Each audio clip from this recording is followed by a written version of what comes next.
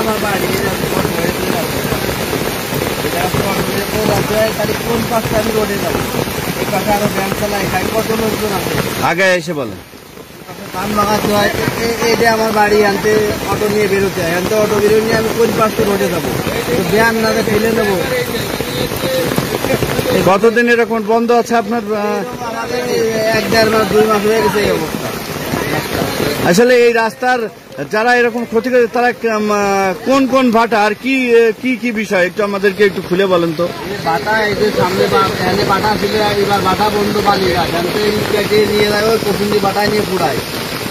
এই পাশে আরো ভাটা আছে, এই সামনে এখন এই জায়গার পরে সামনে এখন সামনে আরো জিনিস আছে।